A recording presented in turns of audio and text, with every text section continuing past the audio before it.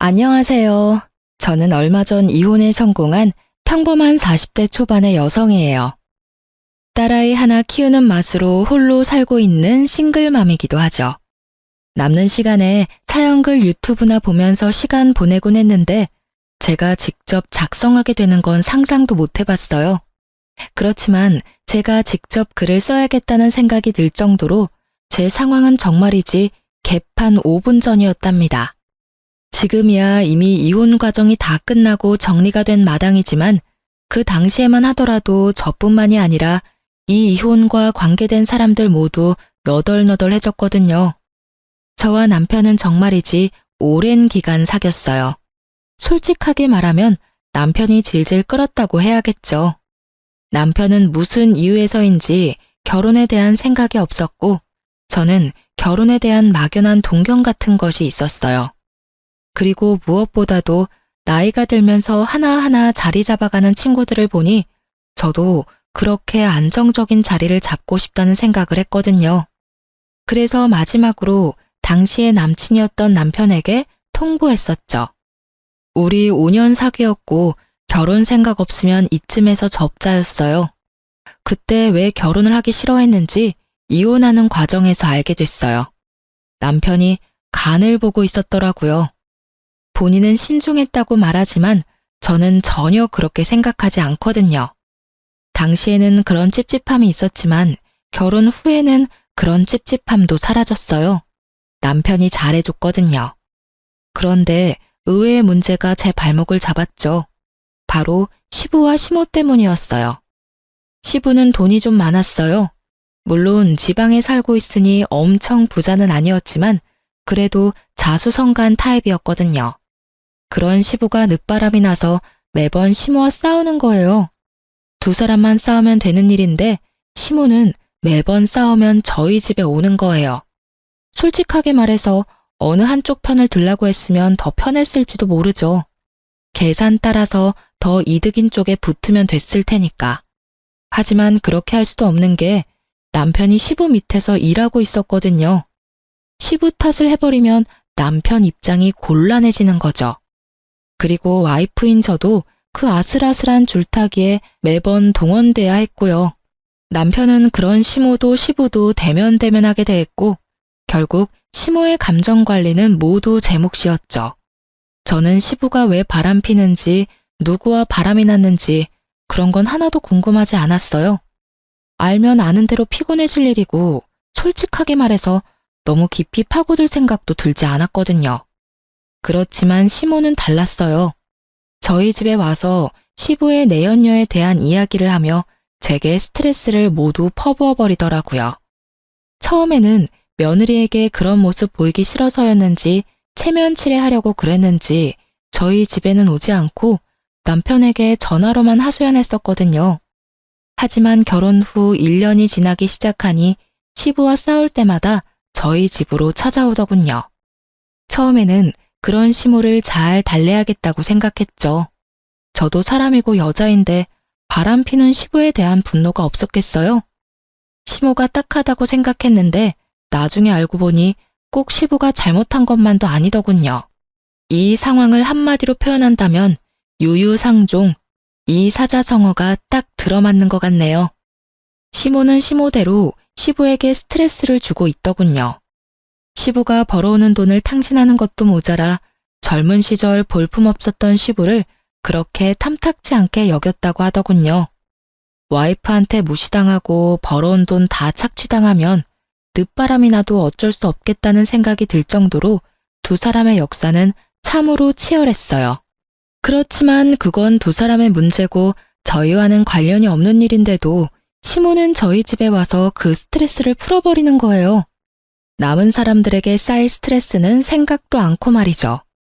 밥을 해주면 밥 투정, 청소해주면 마음에 안 든다며 다시 하라고 하고 정말로 시모의 투정과 억지가 대단했어요. 저도 참기만 한 건 아니었어요. 몇 번을 남편과 시모에게 이야기하고 하소연도 했지만 돌아오는 건 싸늘한 눈빛과 네가 이해하라는 말뿐. 괜히 남편이 남의 편인 게 아니더라고요. 그리고 결국 사건이 터져버렸죠. 그날은 친정엄마의 생일이었어요. 한 달 전에 미리 남편에게 엄마의 생일을 알려줬었죠. 그런데 시모가 엄마 생일 일주일 전부터 저희 집에 와서는 집에 갈 생각을 안 하더군요. 친정엄마 생일 전에는 가겠지 싶었는데 아예 놀러앉기로 작정을 했는지 시모는 꿈쩍도 안 했어요. 결국 친정엄마 생일날 점심 식사에 시모에게 제가 먼저 말했어요. 어머님, 죄송한데 오늘 저녁 식사는 혼자서 드실 수 있겠어요? 제가 약속이 좀 있어서 나가봐야 하거든요. 아니면 근처 음식점에서 맛있는 거라도 시켜드릴게요. 뭐? 너 손님 놔두고 집 비우는 거 아니다? 그거 사람 홀대하는 거랑 똑같은 거야. 어이가 없었죠. 그리고 손님이라니. 정말 손님이었다면 쫓아내기라도 했을 텐데 말이죠. 어머님, 오늘 친정어머니 생신이라 한 달 전부터 미리 예약을 해놨어요. 그래서 어쩔 수 없이 나가는 거니까 이해 좀 해주세요. 갈수록 웃긴 애네. 네가 그 집 사람이야? 너 이제 우리 집 사람이야. 우리 집에 시집 왔으면 당연히 너희 엄마보다는 나한테 더 신경 써야 하는 거 아니냐? 네 엄마가 널 그렇게 가르치디? 너 이따위로 행동하는 거 너희 엄마가 알고는 있어? 시모는 연신 시부의 험담을 늘어놓던 입으로 저희 엄마를 모욕하는 말을 늘어놓기 시작했어요. 사돈은 도대체 이런 애를 집 밖에 내놓을 생각은 어째 하셨대? 하긴 고슴도치도 제 자식이 제일 예뻐 보인다니 할 말은 없다만. 너 죽어도 이 집 귀신 되는 거야. 네가 죽으면 그 집에서 네 제사라도 치러준다니? 이래서 요즘 애들은 안 된다니까. 주제를 몰라요, 자기 주제를. 저는 시모가 저를 향해 내뱉는 말들을 듣지 않으려 애를 써야 했어요. 정말 기분이 더럽고 엿 같았거든요. 저는 착한 사람이 아니에요. 그리고 인내심이 그리 좋은 사람도 아니었고요. 평범한 사람이었어요. 모욕받으면 열받고 욕 들으면 두 배로 욕해주고 싶은 평범한 사람. 그렇지만 어른에게 그렇게 할 수는 없다는 생각으로 그냥 무시했어요. 시모가 뭐라고 뒤에서 떠들던지 들리지 않는 척하며 씻고 화장하고 생일 잔치에 갈 준비를 했죠. 제가 자기 하는 말을 모조리 씹어버리고 무시하자 열받은 시모가 고래고래 고함을 지르더군요. 야, 네가 뭔데 날 무시해? 이런 싸가지 없는 년을 봤나? 네 엄마도 이렇게 싸가지 없겠지? 원래 윗물이 맑아야 아랫물이 맑은 법이다. 네 엄마가 널 이렇게 예의라고는 쌈 싸먹은 년으로 키워서 네가 이 모양 이 꼴 아니겠냐? 야, 여기 보라는 말 안 들려? 그만 좀 하세요. 저한테 왜 소리 지르시는데요? 열받는 일 있으면 당신 자식한테 하시면 되잖아요. 며느리한테 열받는 감정 다 털어서 버리시면 그렇게 기분이 좋으세요? 싸가지가 없는 게 누군데 여기서 저한테 막말하시는데요. 부모 생일 잔치도 못 가게 하는 시어머니야말로 싸가지 없는 사람 아닌가요? 며느리한테 불효 저지르라고 말하는 시어머니가 어딜 봐서 깨끗한 사람이냐고요. 이게 정신이 나갔나? 너 지금 누구한테 대드는 거야? 우리 엄마 욕한 사람한테 대드는 거죠. 이제부터 남편 없을 때는 이 집 찾지 마세요. 저는 어머님 자식 아니고 며느리예요. 엄연히 남의 귀한 자식이고 존중받아야 할 사람이라고요. 열받고 화나는 일 있으면 당신 자식한테 그 스트레스 다 푸세요. 남의 자식한테 스트레스 풀지 마시고. 저는 결국 크게 화를 내고 집 밖으로 나와버렸어요. 남편도 오늘 장모님 생일인 걸 알고 있으니 알아서 올 거라고 생각하고 따로 연락도 하지 않았어요. 솔직하게 말하면 남편 얼굴 보고 싶은 마음이 전혀 없었거든요. 지금 보면 싸움만 할 것 같아서 연락하지 않았어요. 저녁이 되면 이 불같은 감정도 가라앉을 테니 그때 남편 보면 되겠지 싶었거든요. 그런데 남편이 약속 장소에 오지 않더군요. 아무리 기다려도 오지 않고 이미 생일 식사는 시작돼서 결국 남편에게 전화했어요. 당신 도대체 어디... 야, 너 우리 엄마한테 무슨 말 했어? 왜 엄마가 집에서 혼자 울고 계시냐고. 당신 지금 집이야? 그래, 집이다. 넌 집구석 엉망으로 만들고 어딜 기어나간 거야? 주말에 청소 좀 하라는 말이 그렇게 고깝게 들렸냐? 어른이 그런 말 할 수도 있지. 그거 가지고 지금 열받았다고 시위하려고 밖에 나갔어? 당신 그럼 지금 준비 하나도 안 하고 집에 있는 거네? 준비는 무슨 준비를 해? 오늘 주말 근무하고 피곤해 죽겠구만. 야, 이 새끼야. 넌 지금 집에 있으면 안 되지. 무슨 소리 하는 건데? 엄마 지금 울고 계신다고. 당신이나 지금 집에 들어와야지. 우리 엄마 생일 오늘이라고 내가 말했어, 안 했어? 그게 오늘이었어? 그래, 이 새끼야. 네 마누라 엄마 생신이다. 한 달 전부터 말했잖아. 준비 자체를 안 한 거 보니 완전 잊어버린 거 확실하네. 그치만 당신이 집을 이렇게 만들어 놓고 나가서 나도 정신이 없었다고. 그런 일이었으면 엄마한테 그렇다고 나가면 될 일이지. 왜 엄마는 울려? 싸가지 없는 년, 너는 죽어도 이 집 귀신이다. 친정엄마 생일은 중요하고 나는 안 중요하냐? 그게 내가 어머님한테 들은 말이거든? 알지도 못하면서 지금 어머님 편 들고 있나 본데 당신이야말로 나한테 이러면 안 되지. 바쁜 당신 대신 어머님 감정 쓰레기통 된 게 나야. 내가 그 감정 다 받아내고 치우고 대신 스트레스 받고 있었거든? 원래는 다 네가 해야 되는 일이고. 그렇다고 어른한테 소리를 지르고 가면 내 욕만 했으면 나도 참았지. 근데 왜 우리 엄마를 들먹여? 누구는 남의 부모 이야기 못해서 참는 줄 알아? 어머님이 하신 말 중에 한 가지는 정확하게 들어맞네. 윗물이 맑아야 아랫물이 맑다더니 봐봐. 사돈 욕하면서 엄마 생일에 보내주지도 않으려는 어머님이나 장모님 생일 같은 건 싸그리 잊어버리고 대리효도 해준 나한테 화내는 당신이나 똑같다. 그치? 제 말에 남편 놈은 할 말이 없는지 말이 없더라고요. 그렇다고 그 침묵이 미안함을 뜻하는 게 아니라는 건 잘 알고 있었어요. 미안했다면 미안했다고 말했겠죠. 장모 생일도 모르는 놈이랑 결혼한 내 팔자가 참 웃겨. 어머님한테 전해. 그리고 당신도 잘 듣고. 대접을 받고 싶으면 대접 받을 만한 행동을 좀 하라고. 남한테 다 맡겨놓고 혼자 편안하게 지내는 거 나한테 미안하지도 않아? 어머님도 아버님이랑 사이 안 좋은 건 알겠는데 나한테 와서 그런 말 하면 다 자기 얼굴에 침 뱉는 일인 거 몰라서 지금 나한테 그러시는 거야? 당신이 봤을 때 아니다 싶으면 끊었어야지. 언제까지 나한테 다 맡겨놓을 셈이었니? 결국 남편은 헐레벌떡 뒤늦게 친정엄마의 생일에 찾아왔어요. 솔직히 용서해주고 싶은 마음은 눈꼽만큼도 없었어요. 이 사람과의 결혼 생활에 의심이 들기 시작한 게 그때가 시작이었던 것 같아요. 제 기분은 최악이었고 남편 놈은 눈치만 보더군요. 그날 저녁 집에 오는 길, 차에서 남편이 먼저 말하더군요. 여보, 미안해. 나는 장모님 생일을 잊은 게 아니고 어제까지는 분명히 생각하고 있었거든. 그런데 갑자기 집에 어머니가 울고 계시는 바람에 나도 모르게 잊어버린 거야. 누가 뭐래? 자기 부모 자기가 챙기는 거 맞지. 그러니까 앞으로도 당신이 어머님 챙겨. 나는 내 부모님 챙길 테니까. 그럼 됐지? 그러니까 앞으로 어머님 집에 오실 때마다 당신이 맡아서 어머님 받으려. 설마 어머님이 당신한테까지 막말하진 않겠지. 얼마나 귀한 아들인데 나쁜 말을 해? 순전히 남의 자식이니까 나쁜 말도 할 수 있는 거잖아. 뼈를 때리는 제 말에 남편은 입을 꾹 닫더군요.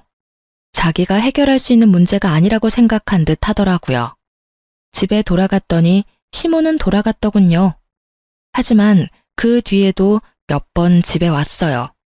그리고 시모가 올 때마다 저는 집에서 나갔어요. 남편에게 시모 왔다고 전해주고 제 몸만 몰래 빠져나온 거죠. 결국 바쁜 와중에 시모의 감정 쓰레기통이 된 남편은 몇 주도 못 버티고 손을 들었어요. 시모에게 제발 집에 오지 말라고 빌며 시댁으로 보냈다더군요. 그래도 남의 자식이 아니라 제 자식의 부탁이니 말은 잘 들어주더군요. 그 뒤로는 시모도 저희 집에 온 일이 없었어요. 저도 남편도 평온한 시간을 되찾게 된 거죠. 저와 남편의 생활은 꽤나 오랫동안 유지가 됐어요. 시댁에서 시모와 마주쳐도 시모는 제게 한마디도 안 했어요. 기분이 나빠져라기보다는 자신이 여기서 화를 내고 짜증을 내면 남편에게 더 미움받을까봐 걱정했던 것 같더라고요. 그리고 시부에게 책 잡히는 게 싫어서 그랬던 것 같기도 하고요. 그리고 그런 시모 덕분에 저는 생각보다 편하게 시댁에 다닐 수 있었어요. 그 와중에 저와 남편 사이에는 딸아이가 태어났어요. 딸이 태어났을 때 가장 좋아했던 분이 시부였어요. 시부는 아들보다 딸을 원했는데 집안에 아들만 있으니 영 아쉬웠던 모양이었어요. 작고 앙증맞은 손녀딸의 존재는 시부에게는 오아시스 같은 느낌이었던 거죠. 매번 갈 때마다 손녀딸 데리고 오라고 한다든지 시모와 싸운 날에는 밖에서 식사나 하자며 손녀를 꼭 데리고 오라고 하셨거든요. 그런 시부의 지극정성에 제 딸도 어찌나 시부를 잘 따르던지 결국 시부의 총애를 듬뿍 받은 우리 집 상전으로 거듭났죠. 그렇게 즐겁고 평온한 시간이 계속될 거라 생각한 어느 날 남편이 회식이 있으니 늦을 것 같다는 카톡을 보내왔어요. 그 카톡을 보면서 저는 별 생각 없었어요. 요즘 자주 늦네? 이런 정도였죠. 승진과 각종 행사가 많았던 연말이었거든요. 그래서 늦는 것도 어쩔 수 없다는 생각이었고 저는 사회생활도 업무의 연장선이라고 보는 타입이라서 딱히 회식을 싫어한다거나 하지 말라고 한 적은 없었어요. 그런데 그날은 좀 특별했어요. 낮부터 애가 열이 나는 데다가 약을 먹여도 3시간 만에 다시 열이 오르고 다시 약을 먹이고 이런 상황의 연속이었거든요. 걷잡을 수 없이 열이 올랐을 때는 이미 자정이 다 되어가는 시간이었어요. 혼자 애를 데리고 병원으로 갈 자신이 없었고 남편에게 연락부터 했어요. 그런데 전화기가 꺼져 있더군요. 결국 전화번호를 뒤지다가 정말 우연히 받아놓은 남편 부하 직원의 연락처를 발견했죠. 그 부하 직원이라면 분명히 남편과 같이 있을 거라는 생각으로 그 사람에게 전화를 했어요. 늦은 시간에 죄송해요. 지금 회식하는데 남편 옆에 있죠?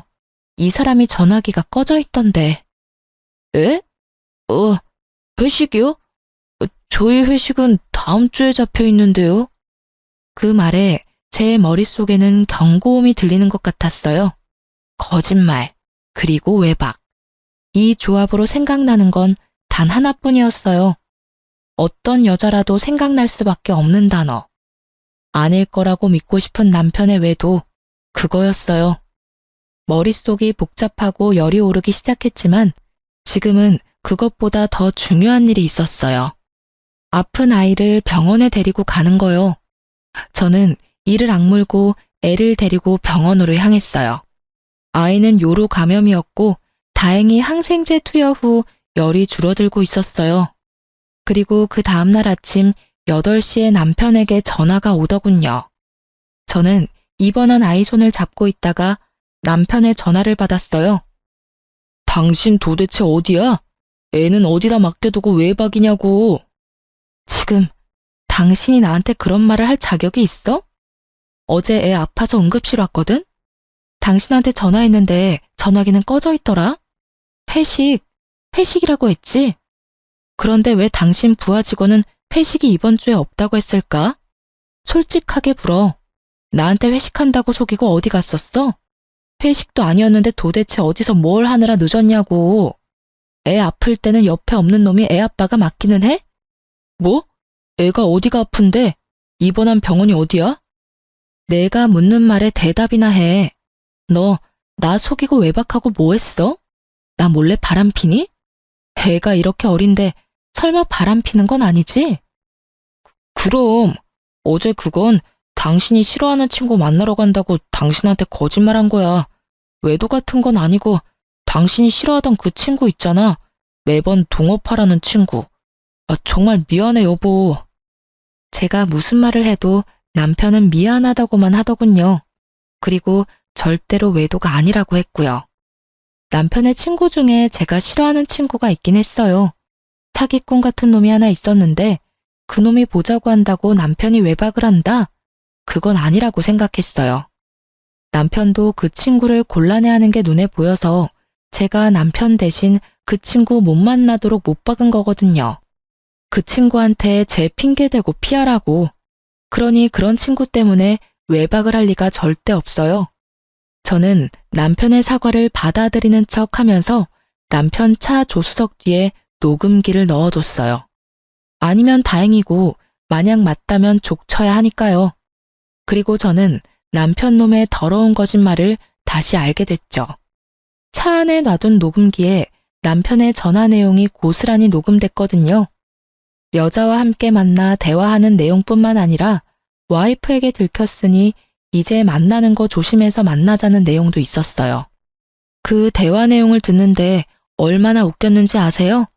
두 사람이서 절대로 들키지 않을 계획을 열심히 짜더군요. 폰 들키는 거 대비한 세컨폰 만드는 것부터 세컨폰 숨겨뒀을 때는 네이버 블로그 댓글창을 이용해 대화하자고요. 배신감에 저는 남편 놈에게 복수심을 활활 불태웠어요.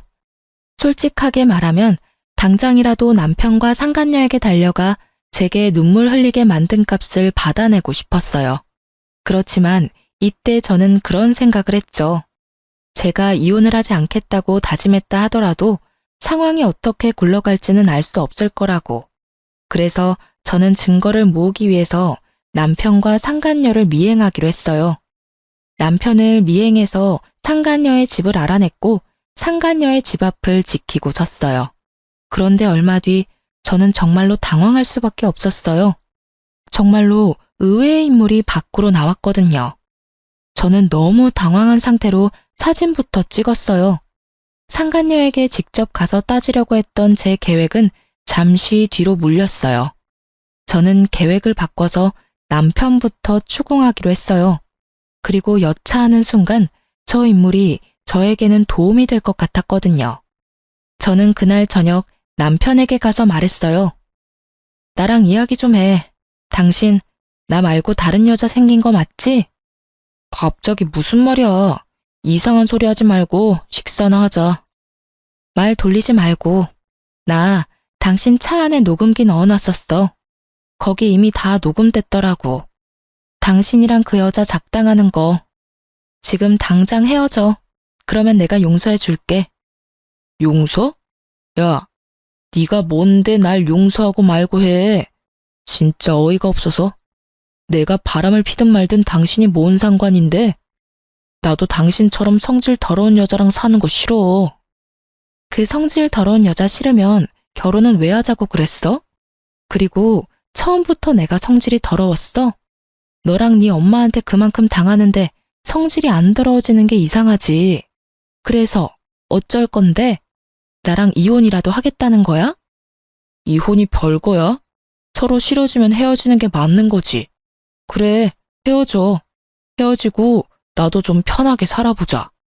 솔직하게 말해서 너 우리 엄마한테 예의 없이 구는 것도 얼마나 열받았는지 알기는 해? 그 여자는 당신처럼 이렇게 아나무인인 사람이 아니야. 상간녀를 두둔하는 말을 하며 남편놈이 실컷 짓거리더군요. 제 무덤 파는 줄 모르고 열심히 파서 묻히기 전에 한 번 더 물어봤어요. 그래서 이혼하겠다. 그 말이지? 그래, 이혼해 줄게. 내가 용서해 주겠다고 했는데도 굳이 지옥길로 알아서 걸어가겠다. 이 말이지? 제 말이 심상치 않음을 느꼈는지 남편놈이 잠깐 흠칫하더군요. 그렇지만 자기도 뱉은 말이 있으니 번복하지는 않더군요. 뭐든지 법대로 할 거야, 법대로. 그래, 그럼 이혼해 줄게. 아버님이랑 어머님한테 이야기하러 가자. 당신 바람나서 애랑 나 버리고 이혼하겠다고 이야기할게. 남편놈 얼굴이 새카맣게 변하더군요. 시아버지 밑에서 일하는 남편놈은 자기 딸이 시아버지의 마음을 얼마나 많이 사로잡았는지 잘 알고 있었거든요. 친권이랑 양육권은 안 줄 거야. 넌 나한테 주게 되어 있어. 이 이혼은 전적으로 다 네 탓이니까. 넌 바람을 폈고 너희 엄마는 나를 괴롭히고 내 친정을 모욕했지. 게다가 아이가 아플 때도 바람을 폈으니 애를 데려갈 자격이 있기나 하겠어? 제 말에 남편이 부들부들 떨더군요. 저는 남편 놈을 강제로 시댁으로 끌고 가서 시부모에게 이혼 이야기를 꺼냈어요. 아버님, 어머님, 저희 이혼하기로 했어요. 제 말에 시모가 비웃으며 한마디 하더군요. 내 그렇게 될 줄 알았어. 네가 잘나면 얼마나 잘났다고 시어머니 이겨먹고 잘 살 줄 알았어? 당신은 좀 가만히 있어. 며느라가 왜 갑자기 이혼을 하겠다고 하냐? 큰 문제가 아니면 다시 생각해보고. 이 사람이 바람을 폈어요, 아버님. 그 말에 시부가 찔끔 놀라더군요. 자기도 바람을 폈으니 말이죠. 그런데 제가 용서해 줄 테니 그 여자랑 인연 끊으라고 했는데 그럴 바엔 저랑 이혼하는 게 낫겠다고 하더라고요. 그래서 원하는 대로 이혼해 주려고요. 전 분명히 기회를 줬어요. 그런데 그걸 거절한 건 남편이에요. 그럼 우리 손녀딸은? 제가 데려갈 거예요. 이 사람 아이 열이 펄펄 나서 병원 간 날에도 상간녀 만나느라 제 연락도 못 받은 인간이거든요. 그런 사람한테 양육권에 친권이 가당키는 해요? 으이구, 네가 잘했어야지. 왜 우리 아들 욕을 하고 그래? 오냐, 이혼해라. 누가 와도 너보다는 낫겠어. 호언장담하는 시모를 보며 저는 속으로 비웃어줬어요. 아무것도 모르는 저 할머니가 상간녀 정체를 알고도 저렇게 평온하겠나 싶었거든요. 확답을 듣고 나니 이 두 사람을 용서할 생각이 완전히 사라졌어요. 그렇게 저는 이혼을 하기로 하고 짐을 챙겨 아이와 함께 집을 나왔어요. 그리고 이혼 소송에 관해 이야기 나누자며 남편과 시부모를 가게로 데려왔어요. 시부모에게는 손녀를 마지막으로 볼 수 있게 해주겠다고 했죠. 그렇게 식당에서 저는 시부모와 남편에게 말했죠. 확실하게 이혼하기 전에 식사 한번 대접해드리고 싶었어요. 아가, 이혼은 다시 한 번 더 생각해보거라. 이 빚덩이 같은 것이 아버지 없이 살면 얼마나 힘들겠니? 당신은 왜 그런 말을 해요? 제가 뭐라고 그렇게 두둔하냐고요? 그리고 넌 뭐가 그렇게 매번 당당해? 식사 대접? 웃기고 앉았네. 네가 왜 우리한테 식사를 대접해? 뭔 꿍꿍이가 있으니까 불렀겠지. 우리 아들한테서 얼마나 뜯어먹을 작정이야? 말씀이 심하시네요. 뜯어먹기는 누가 누굴 뜯어먹어요? 그건 어머님이 곧 하시게 될 텐데요. 저의 말과 함께 방 밖에서 똑똑 노크 소리가 들렸어요. 손님이 오신 모양이네요. 애초부터 식사 자리는 6명으로 세팅이 되어 있었어요. 제가 상간녀를 불렀거든요. 어차피 하게 될 상견례 미리부터 시켜주려고요. 그리고 문이 열리고 들어선 사람들의 얼굴을 보고 시부모와 남편의 얼굴이 완전 경악으로 물들었어요. 인사들 하세요. 남편 상간녀랑 그 어머님이세요. 저 년이 왜 여기를 왜 와? 시모가 숨 넘어갈 듯 소리치고 있었어요. 그리고 시부는 아무 말도 못하고 눈만 질끈 감고 있었고요. 남편은 이 상황이 어이없는지 저한테 그러더군요. 당신 왜 이 사람 부른 거야? 어차피 나랑 이혼하고 저 여자랑 결혼할 거잖아. 미리 상견례 좀 시켜드리려고 불렀지. 그게 지금 말이라고? 남편 말이 끝나기도 전에 시모가 남편을 바라보며 잔뜩 화난 목소리로 물었어요. 아들, 너 설마 전년 딸년이랑 바람난 건 아니지? 에? 어머니, 무슨 말씀하시는 건지. 전년 저거 네 아버지 내연녀야 이놈아. 너 도대체 어디서 누구를 만나고 다닌 거야? 뭐라고요? 남편이 놀라서 상간녀를 바라보았고 상간녀도 몰랐는지 남편을 놀란 얼굴로 쳐다보더군요. 내가 전년 때문에 마음고생한 거 생각하면 네가 나한테 이러면 안 되지. 아들까지 전년 딸한테 놀아나고 지금 뭐 하는 짓들이야? 남편이고 아들이고 도움되는 것들이 없어?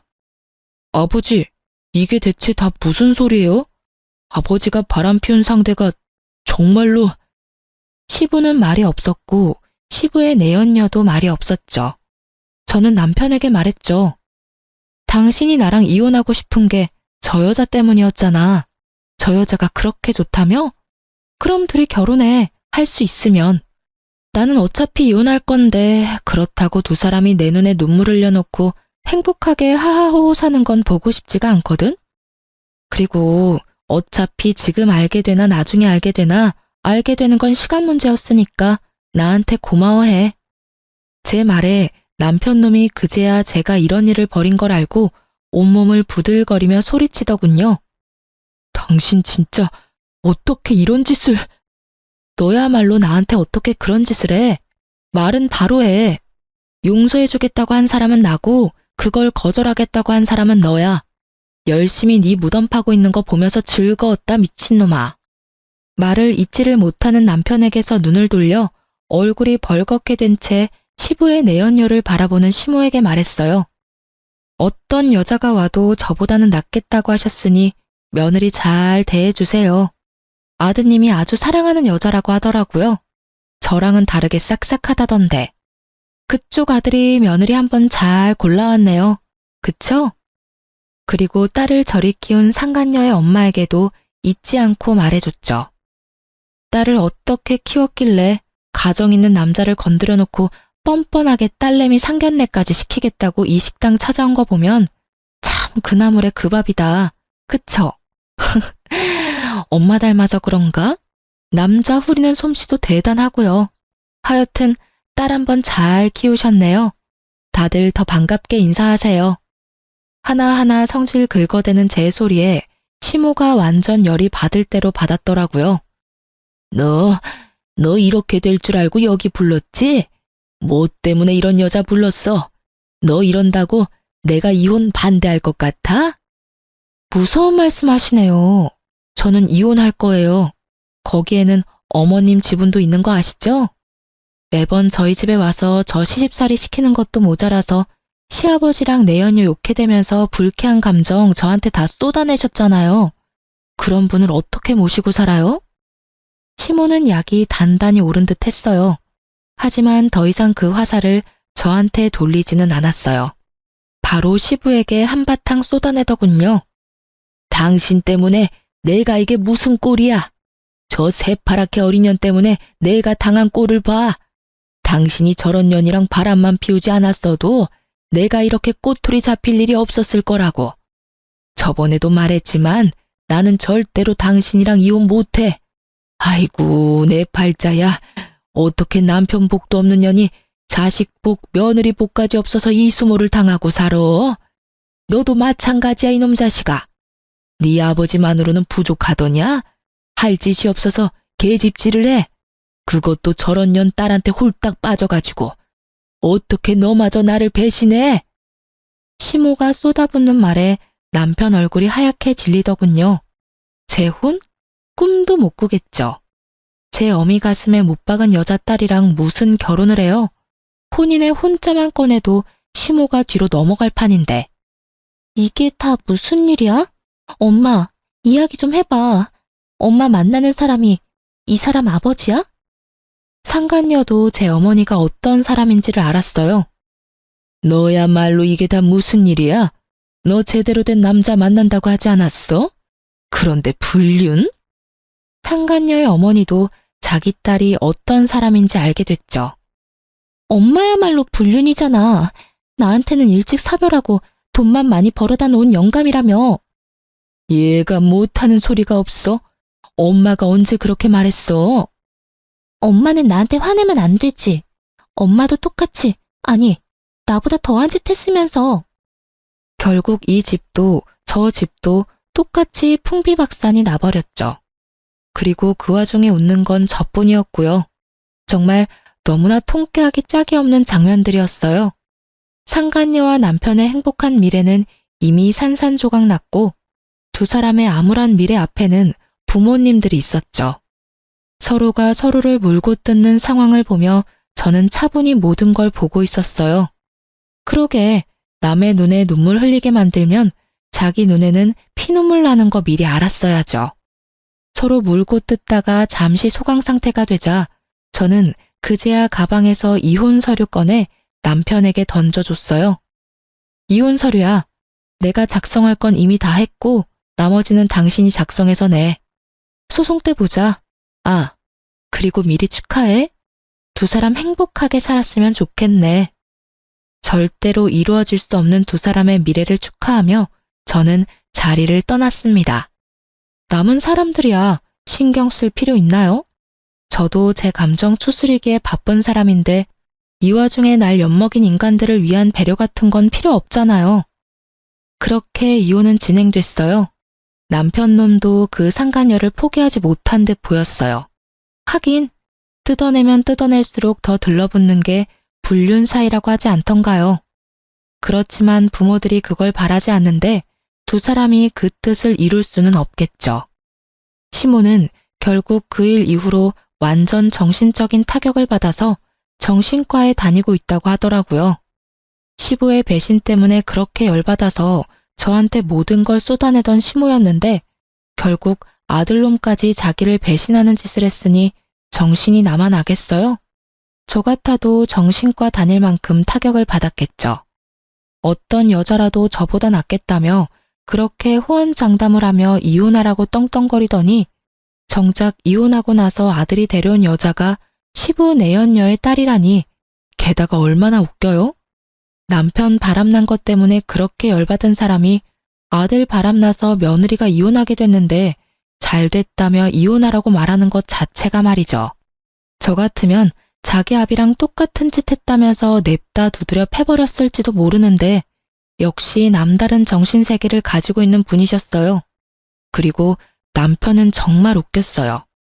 이혼 소송 중에 시부와 남편 저 셋이 다시 만난 적이 있었거든요. 시부가 불러들인 거였어요. 시부가 저한테 그러더라고요. 너 정말로 이혼할 생각이냐? 나는 너희가 이혼하지 않았으면 좋겠다. 내가 아들에게 나쁜 영향을 줬다고는 생각하지만 그렇다고 아들이 잘못된 상대와 재혼하는 건 아니라고 생각하거든. 아버지, 저희 정말로 이혼할 거예요. 그리고 저는 이 사람보다 그 여자가 더 좋다고요. 아버지가 이해 좀 해주실 수 없어요? 안 된다면 절대로 안 돼. 그 여자 말고 다른 여자를 데려왔으면 또 모를까. 너는 그 여자가 어떤 여자인지 알면서도 나한테 재혼 이야기를 꺼내? 그리고 손녀딸이랑 며느리 다시 데려오지 않으면 너한테는 절대 상속 같은 건 없어. 알았어? 아버지, 잘못한 건 제가 아니라 아버지잖아요. 웃기시네. 아버님이 바람피는 건 잘못이고 네가 바람피는 건 잘못이 아닌 거야? 자기는 잘못한 거 하나도 없다는 식으로 이야기하네. 그러게 왜 바람을 펴? 당신이 바람만 안 폈어도 당신 처지가 이렇게 꼬이지는 않았겠지. 남편은 아무 말도 못하고 저만 노려보더군요. 당신이 그 자리에서 그런 짓만 안 했어도 나중에 충분히 설득할 수 있는 일이었어. 그 말 병원 다니고 계신 어머님 앞에서 한번 해봐. 어머님 병원에 실려가시겠지. 구구절절 맞는 말이라 그런지 남편이 입을 꾹 닫더군요. 너희가 헤어진다고 해도 너희 딸은 내 손녀다. 그것만은 잊지 말아라. 그리고 며느라가 네가 한 달에 한 번만이라도 손녀 데리고 나를 찾아와주면 나도 너한테 위자료를 지급할 생각이다. 그렇게 해주겠니? 네, 그리 원하시면 매달 와서 보여드릴게요. 그 순간 위자료가 탐났다기보다는 아이에게서 든든한 보호자를 뺏을 수 없다는 생각 때문에 받아들인 제안이었는데 생각보다 더 큰 위자료를 주시더라고요. 지금 남편과 같이 살고 있던 시부 명의의 아파트요. 그걸 제 앞으로 해주셨거든요. 저는 제가 마음 놓고 살 수 있는 공간이 생긴 터라 마음이 놓였고 남편 놈은 다시 시부의 눈이 닿는 곳에 들어가게 됐죠. 상간녀도 남편과 결혼하려고 그렇게 애썼는데 상간녀의 엄마가 두 사람 사이를 뜯어 말렸다고 해요. 건너 들은 바로는 상간녀의 엄마와 시부는 제가 서로의 가족을 만나게 한 그 즈음에 결혼 이야기가 나오고 있었다고 하더라고요. 시부도 귀찮은 시모를 떼어놓고 싶어한 모양이었고 상간녀의 엄마는 시부의 와이프가 되면 꽤나 풍족한 생활을 할 수 있을 거라는 생각에 그렇게 하자 이야기가 되고 있었다고 하더군요. 그런데 제가 두 가족을 만나게 하는 바람에 일이 꼬여서 두 분의 결합은 없던 일이 되어버렸거든요. 눈앞에 있던 커다란 고기가 사라진 상간녀의 엄마가 상간녀를 뜯어 말린 건 어쩔 수 없는 일이었던 거죠. 그렇지만 상간녀도 포기할 수는 없었는지 두 사람이 강제로 혼인신고서를 내려고 벼르고 있었다고 하더라고요. 전 남편이 저한테 그런 이야기를 했거든요. 너랑 이혼만 되면 바로 가서 혼인신고서 낼 거라고. 그런데 시부가 저와 남편을 불러 상속 안 해줄 거라는 이야기와 함께 저희가 살던 집을 제 명의로 돌려준 것을 상간녀가 알게 된 거죠. 상간녀는 상간녀대로 집도 저한테 빼앗기고 상속도 안 되는 남자를 데리고 있느니 다른 남자 찾는 게 더 빠르다는 생각을 한 것 같더라고요. 남편도 상속이 걸린 문제에서는 어쩔 수 없었던 것 같고요. 결국은 그렇게 타오르던 사랑의 불꽃은 하얀 재가 돼서 서로 잿가루만 듬뿍 묻힌 채 헤어졌더군요. 그렇게 헤어지고 전 남편이 저한테 만나자고 연락이 왔었어요. 나가지 않으려 했지만 당시에는 근황이 너무 궁금했거든요. 무슨 일로 보자고 했어? 바쁘니까 짧게 말해줘. 냉랭한 제 모습에 전 남편이 눈치를 보더니 그러더군요. 우리 이혼하는 거 다시 생각해 볼 수는 없어? 나 그 여자랑 헤어졌어. 당신이 그 여자랑 헤어지면 용서해준다고 했잖아. 그건 이혼 전의 이야기지. 지금은 이미 이혼했잖아. 그런데 왜 내가 당신을 용서해줘야 해? 이혼으로 이미 다 끝난 일이야. 그 제안을 받아들이려면 그때 받아들였어야지. 왜 이제 와서 아쉬운 소리를 해? 내가 정말로 잘못했어. 그런 여자인지도 몰랐고. 아버지랑 그렇게 엮인 사이인지도 몰랐단 말이야. 솔직히 따지고 보면 나도 피해자인데. 그래. 근데 나한테 당신은 가해자야. 내 가슴에 비수 꽂고 다른 년이랑 바람난 전 남편. 그런 네가 왜 이제 와서 나한테 이러는지는 모르겠지만 너 나한테 재결합 요구하려는 거면 잘못했다가 아니라 미안하다고 먼저 사과를 했었어야지. 그리고 한 가지 확실하게 할게. 나는 한 번 바람핀 놈은 절대 못 믿어. 그러니까 앞으로 나한테 연락하지 마. 그 여자하고 잘 안 되니까 나한테 다시 슬금슬금 기어온 모양인데 나는 절대로 당신이랑 재결합 안 해. 내가 정신 나갔어? 미친놈이랑 다시 결혼 생활을 하게. 쓸데없는 말 하지 말고 양육비나 꼬박꼬박 보내. 안 보내면 아버님한테 이를 거야. 한 달에 한 번씩 아버님이랑 만나는 건 알지? 그러니까 하는 말이잖아. 우리 아버지는 만나면서 왜 나한테는 기회도 안 주는데? 한 번 정도는 용서해줘도 되잖아. 내가 여러 번 바람을 핀 것도 아니고 잠깐 딱 한 번 외도에 빠진 것 뿐인데 그걸 용서를 못한다고 하는 건 좀 아니지. 넌 한 번은 용서해야 하고 두 번은 용서하지 말라는 거야? 그런데 어쩌나? 당신이 한 번 바람필지 두 번 바람필지 누가 장담할 수 있는데? 나는 그 한 번이 싫은 거야. 이미 나한테서 맘 떠났는데 어떻게 그게 다시 돌아와? 절대 안 돌아와. 당신이 원하는 건 내가 아니라 시부의 돈이겠지. 앞으로 이런 이야기 할 거면 부르지 마. 서로 시간만 낭비하고 서로 다른 입장만 확인할 뿐이니까. 제 말에 변명을 필사적으로 늘어놓으려는 남편놈을 내버려 두고 나왔어요. 아시는 분들은 아실 텐데요. 제 생각에 바람은 습관이에요. 절대 안 한다 맹세해도 그런 상황이 오면 하게 되어 있거든요. 저런 제안은 빠르게 손절하는 게 정답이랍니다. 제가 아는 사람 중에는 바람피는 남편 용서해줬다가 뒤통수 맞은 사람도 있거든요. 그리고 남편놈이 저한테 재결합을 이야기했지만 그게 제가 좋아서 이야기한 건 아니잖아요. 아무리 봐도 시부의 돈이 아까운 게 눈에 보이잖아요. 일이 꼬이지 않아서 시부가 재혼을 허락했다면 이놈이 저 앞에서 이렇게 아쉬운 소리를 할 리가 있겠어요? 사랑도 없는 결혼을 다시 시작할 필요가 없잖아요. 어떤 사람들은 상황이 잘 풀렸으니 그냥 받아주지 그랬냐고 물었죠. 그런데 그런 생각이 들었어요. 시부가 만약에 돌아가시고 나면 저 남자가 그때도 저를 와이프로 여길까 하는 생각이요. 애초에 돈 때문에 상간녀와 헤어진 남자인데 시부의 돈과 재산이 상속되면 당연히 다른 여자 만나는데 주저하지 않겠죠. 그리고 어떤 이유보다도 그 남자가 저를 여자로 보지 않는다는 점이 제일 컸어요. 그것만큼 비참한 게 없으니까요. 그래도 지금은 잘 살고 있으니까 이런 생각도 안 하고 살아요. 떨쳐내는 게 힘들었지만 지금은 그때의 일에 묶여있지는 않으니까요. 쓰다 보니 길어졌네요. 제 사연 들어주셔서 감사합니다. 아, 저에게 응원의 한마디 댓글로 써주시면 더욱 감사할 것 같아요. 여러분, 좋은 하루 되세요.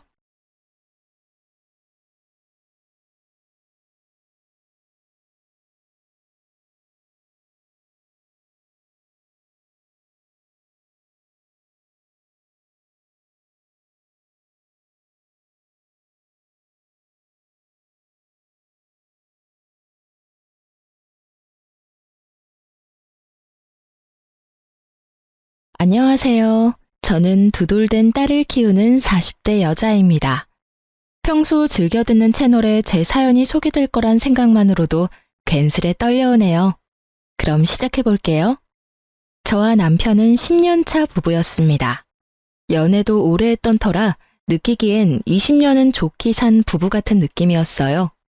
풋풋 설렘 이런 단어와는 거리가 멀었지만 저희만 느낄 수 있는 특유의 그 편안함이 전 좋았어요.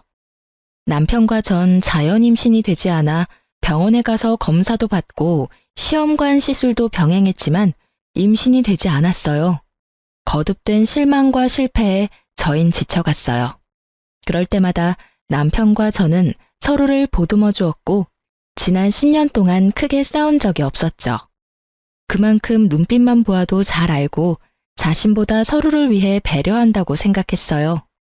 남편과 저 사이엔 애틋함이 감미된 우정이 있다고도 생각했죠. 한없이 괜찮다며 잘 될 거라고 하는 남편과는 달리 아버님은 한없이 절 구박했어요. 친구들 이야기를 들어보면 이런 경우 어머님이 나서서 난리를 부리고 아버님은 한 발 물러서 지켜본다고 하던데 저희 시댁은 정반대였어요. 며느리 사랑은 가뿐히 버려버린 아버님은 고약하기가 하늘을 찔렀어요. 입만 떼셨다 하면 어쩜 그렇게도 주옥 같은 망언을 하시는지. 결혼 3, 4년 차까진 매번 아버님을 뵐 때마다 놀라움의 연속이었어요. 아버님의 한마디에 울고 웃던 전 어느새 결혼 10년 차가 되었고 이젠 아버님의 100마디도 가뿐히 받아치는 며느리가 되었어요.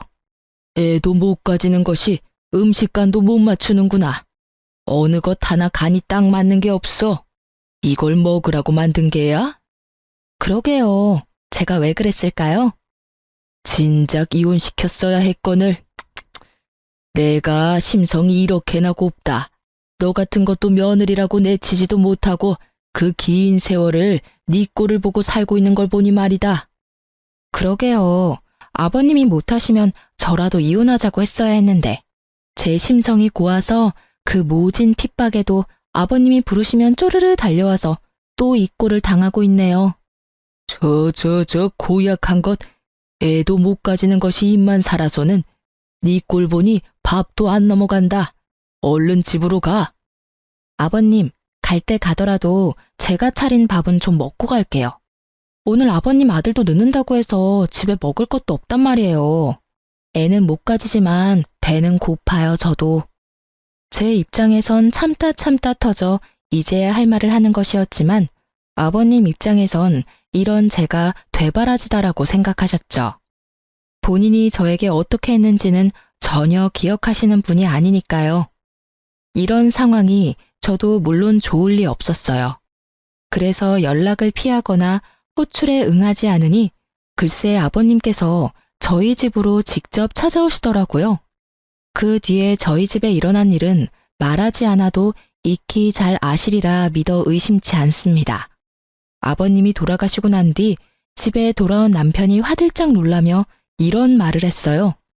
뭐야, 집에 도둑 들었어? 집꼴이 왜 이래? 구석구석 헤집으며 어찌나 딴지를 잘 거시는지.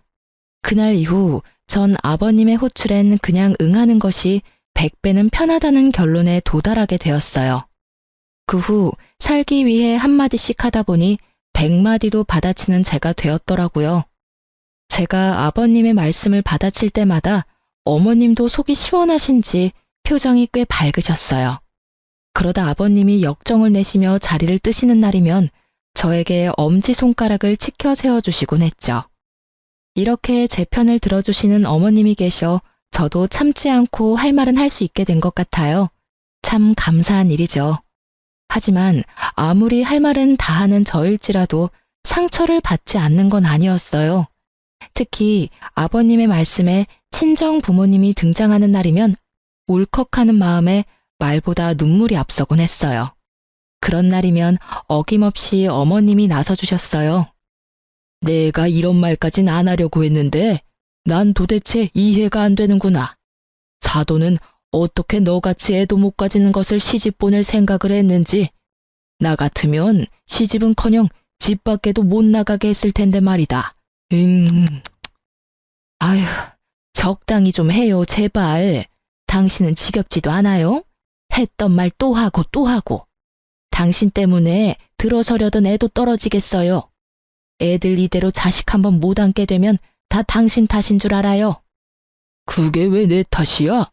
딴 집 며느리는 셋씩이나 낳고도 또 임신했다고 하던데. 쟤는 병원 가서 시술인가 나발인가도 받으면서도 소식 없는 거 보면 모르긴 몰라도 몸에 문제가 있는 게지.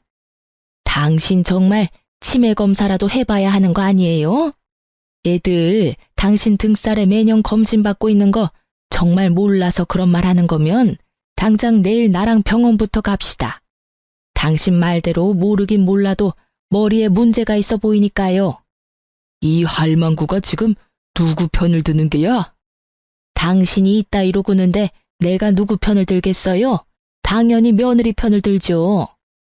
꼴에 같은 여자라고 편드는 꼬락서니하고는 겨 좀 그만 차고 할 일이 그렇게 없으면 들어가서 잠이나 자요.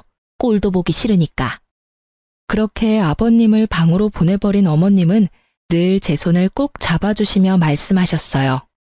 아가, 미안하구나. 내가 이렇게 대신 사과할 테니 마음에 너무 담아두지 마라.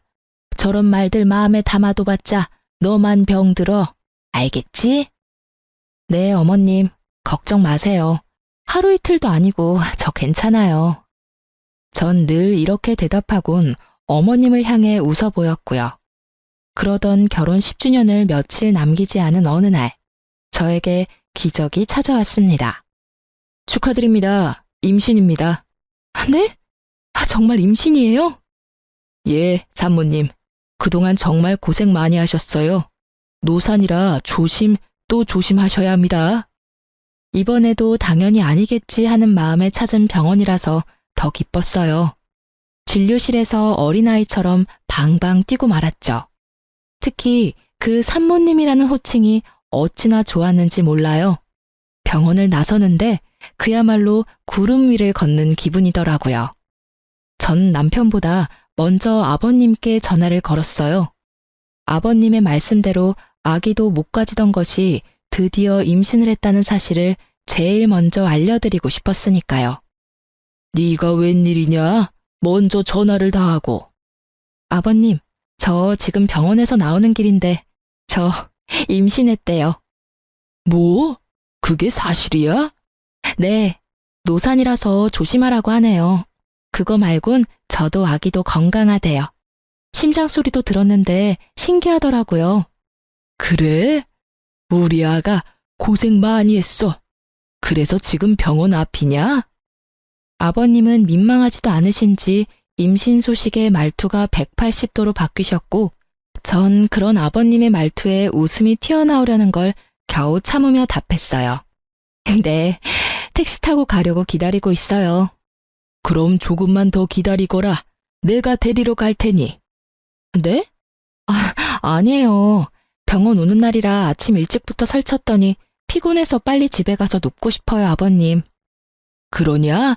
그러면 집에 가서 기다리거라. 내가 갈 테니. 혹시나 먹고 싶은 거 있으면 문자 보내놓으렴, 아가. 언제 들어봤는지 이젠 기억도 안 나는 호칭, 아가. 아버님은 저를 아가라 불러주시며 완전히 다른 사람이 되어 저를 대해주시더라고요. 달라도 너무 다른 언행에 당혹스럽기도 했지만 앞으로 펼쳐진 행복한 미래를 생각하니 꼭 나쁘지만은 않았어요. 이제 고생 끝, 행복 시작이라고 생각했던 것도 같아요. 아버님은 그날부터 임산부에게 좋다는 것은 다 사오셨고, 어머님은 조금이라도 무리를 하면 안 된다며 집으로 도우미를 불러주셨어요. 그리고 남편은 그동안 고생했다며 울더라고요.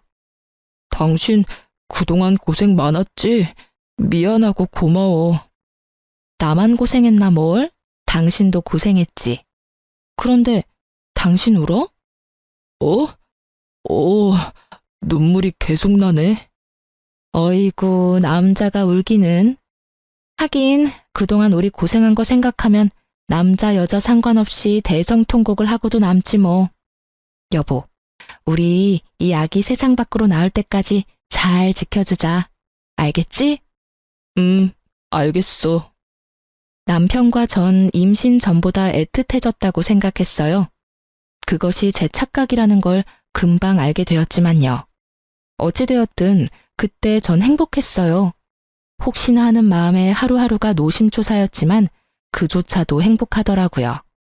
뱃속의 아기는 잘 자라주었고 남편이 바빠 함께 검진 간 적이 없다는 것만 빼면 남편에게 불만도 없었고 사이도 좋았어요. 무엇보다 아버님이 너무 잘해주시니 그것만으로도 너무 좋았죠. 그렇게 전 결혼 생활 10년을 통틀어 가장 행복한 시간을 보내고 있었어요. 제 행복이 끝나던 날은 뱃속의 아기가 딸이라는 소식을 들은 날이었어요. 전 전화를 기다리고 계실 아버님께 전화를 걸었어요. 아버님, 저예요. 뭐래니? 아들이지? 그치? 그게 말이죠. 딸이래요. 뭐? 딸이래요, 아버님. 제 차 딸임을 확인한 아버님은 그냥 전화를 끊어버리셨어요. 섭섭해 하실지는 알았지만 생각보다 과한 반응에 당황스러움이 몰려오며 걱정이 되더군요. 제 우려는 현실이 되었고 아버님의 귀한 대접은 더 이상 없었습니다. 대접은커녕 임신 전보다 더 심해지셨죠.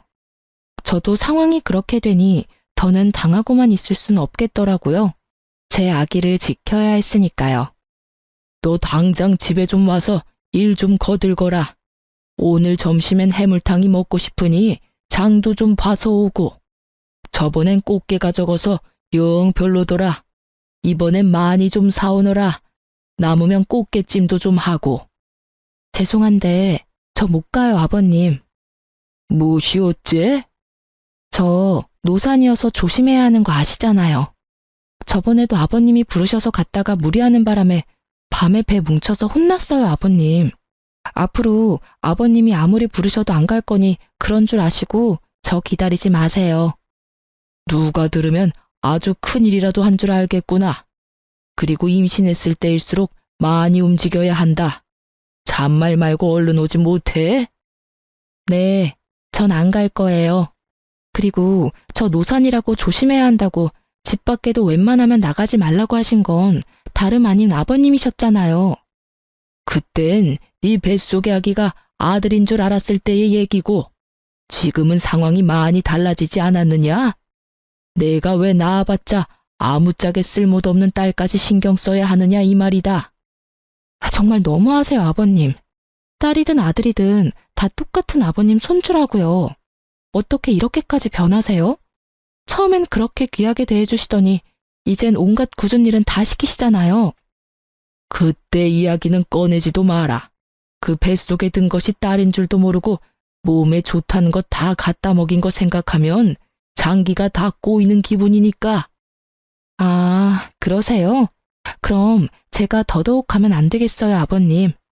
딸이나 가진 제가 아버님 앞에서 얼쩡거리다가 진짜 아버님 장기라도 다 꼬여버리면 어째요?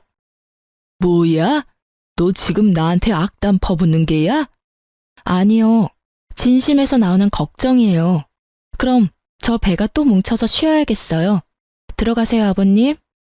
전화를 끊어버린 전 아버님이 또 찾아오시진 않을까 걱정스러웠지만 다행스럽게도 어머님이 잘 막아주셨는지 그런 걱정은 덜 수 있었어요. 하지만 혹시나 하는 상황이 있을 수도 있으니 남편에게도 말을 했어요. 여보, 잠깐 얘기 좀 해. 중요한 얘기야? 내일 하면 안 될까? 나 오늘 좀 피곤한데. 중요한 이야기야. 저의 단호함에 남편은 귀찮아 죽겠다는 얼굴로 제 옆에 앉더군요. 뭔데? 당신이 아버님께 전화 좀 해줘. 우리 아기 여자인 거 아시고 나선 나한테 또 시작하셨어. 아니, 더 심해지셨어. 노산이라고 또 조심해야 한다고 난리치실 때는 언제고 요즘엔 틈만 나면 불러서 일 시키신다고. 오늘 또 전화 와서 난리치시길래 난 앞으로 못 간다고 그랬으니까 당신이 전화해서 무사히 출산할 때까지 나 좀 괴롭히지 마시라고 해줘. 당신이 못 간다고 했으면 됐지. 나까지 굳이 전화해서 그런 말을 해야 해? 당신 기억 안 나? 임신하기 전에 내가 아버님이 오라는 거 무시했다가 우리 집에 찾아오셔서 냉장고 안 다 뒤집어 놓으시고 옷장 다 헤집고 심지어 욕실 수건까지 다 꺼내서 다시 빨라고 하셨잖아. 혹시나 이번에 또 찾아오셔서 그러시면 어쩌냐고. 지금은 홀몸도 아닌데. 알겠으니까 그만 좀 해. 나 오늘 진짜 힘들었어. 요즘 계속 야근하는 거 알잖아. 제발 나 좀 쉬자, 어? 그래, 알겠어. 내일 꼭 전화 드려. 남편의 무관심에 가까운 태도가 마음에 들지 않았지만 정말 피곤해서 저러는가 보다 했어요. 하지만 남편의 무관심엔 이유가 다 있었더라고요. 그 이유는 며칠 뒤 퇴근하고 돌아온 남편의 손에 있었어요. 이게 다 뭐야? 내가 묻고 싶다. 이게 다 뭐야? 이 남자 누구냐고. 남편이 건넨 것은 낯선 남자 품에 안겨있는 저의 모습이 찍힌 사진이었습니다. 당황스러웠죠. 아무리 보아도 처음 보는 남자의 품에 아무리 보아도 저인 여자가 안기다시피 기대어 있었으니까요. 나도 몰라. 이 여자는 내가 맞는데 이 남자는 나도 누구인지 몰라. 진짜야. 당신 지금 그걸 말이라고 해? 솔직히 말하라고. 나 진짜 억울해. 당신 나랑 산 세월이 얼만데 날 몰라? 내가 당신 두고 바람필 여자야? 그러니까 설명을 해보라고. 이 남자는 누구인지, 왜 이러고 있는 것인지. 나도 말하고 싶어. 그런데 진짜 아무 생각도 안 나는 걸 어떻게 해? 크게 당황한 저는 아무 생각이 떠오르지 않았어요. 그저 억울하다는 생각밖에 들지 않았어요. 전 손톱을 물어뜯으며 사진 속 상황을 떠올리려 했었고, 그런 저를 보던 남편은 충격적인 말을 꺼냈어요. 당신, 솔직하게 말해봐. 뱃속의 아기 내 자식이 맞긴 해? 뭐? 당신 방금 뭐라고 그랬어? 당신 자식이 맞냐니? 그러면 우리 아기인데 당연히 당신 자식이지. 누구 아기겠어? 아니, 상황이 그렇잖아. 갑자기 이런 사진은 회사로 오지를 않나. 당신은 자세한 설명도 없이 억울하기만 하다고 하지. 입장 바꿔 당신이 나라면 의심 안 되겠어? 나 이 사진 보는데 진짜 당신한테 배신감도 들고 믿을 수도 없어서 당장 이혼하고 싶은 거. 우리 함께한 세월이 있으니 마지막으로 변명이라도 들어보려고 온 거야. 그런데 아무 말도 못하는 당신 보니까 정말 실망스럽다. 전 정말 억울해 미칠 것만 같았습니다.